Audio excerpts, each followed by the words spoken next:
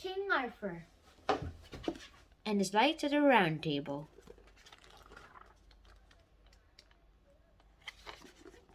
Book 2, The Knights of the Round Table.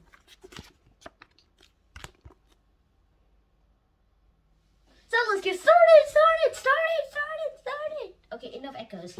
Right now, we're going to talk about King Arthur. So we all know about the origins, so let's forget that. And let's fling this book 1 away. Okay, I'm kidding. This also contains book 2, 3, and 4. And right now, let's just talk about most of these things here. Now that we're done talking about origins of King Arthur, let's talk about his Knights of the Round Table.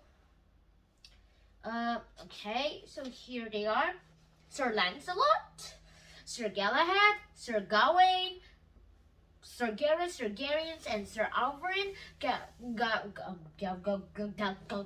Gawain's brothers, Sir Tristan of Lyonesse, Sir Percival of Wales, Sir Bors and Sir Lionel de Gannis, Sir Hector, Sir Geraint, Sir Bedivere, Sir Mordred, Balin, and Balin. They are all the Knights of the Round Table.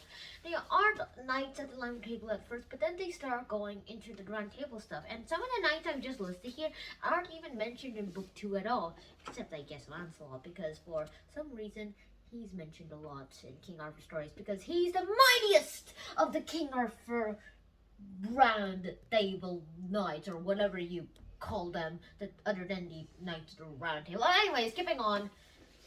We're heading for a more delicate life here. Because right now, we're having a little fight between ourselves. Because Morgan Le Fay is back and she's trying to divide and make a civil war between all the Knights of the Round Table. Civil War! I said Civil War, not Wibble War, which would be awesome, but Civil War.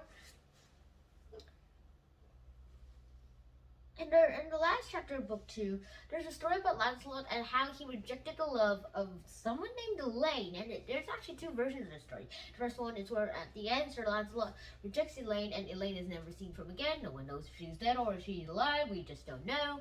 And the next version is about Elaine dying, but before she dies, she asked people to slay her, to put her on the river that goes all the way to Camelot, the magical place where King Arthur lives, with a note in her hand. And in the note, when King Arthur actually sees it, says about some things about the love and everything about what happened.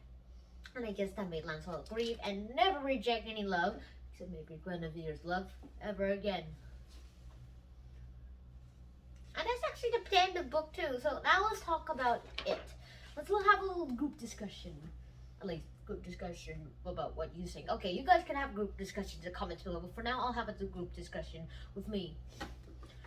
So King Arthur may have seen a lot of these knights, and some of these knights have been becoming traitors to King Arthur, also trying to make King Arthur traitors to other knights. Why is this story even written? Is it just merely for the entertainment, or is it just merely to experience it? Well, I think it's for both. We use it to entertain ourselves, and also we use it to make sure that we can actually have the experience. And why make the experience happen in real life if you could just read it? And if you read it, you sometimes actually experience it after all. And when you actually experience it finally, sometimes it convinces you to not do that experience in real life, or it convinces you to actually do it.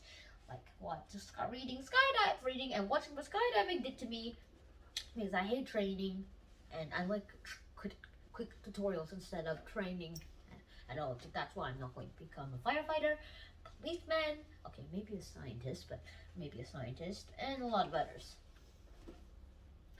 So that's the end of Book 2, and so I hope you guys really enjoyed this episode. And as you guys are having group discussions, or if the comments are even turned on this video, just hoped to say the King Arthur and how he would even use it. I mean, my version is by Roger LANCELYN Green, but your version might be different. They're all different versions of King Arthur, and that's why we can never actually have the true original version of King Arthur, because it's lost, and usually every other version is created. Once we actually do find it, we usually never keep it because we always alter it. And that's how we want stories to be up. We want to jazz up some details so people would like to enjoy them. And yes, there actually is a fake grave of King Arthur and Queen Guinevere. But that is the end of this episode.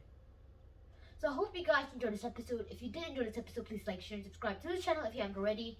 And I'll see you in the next episode. Tonight out. Peace. Bye!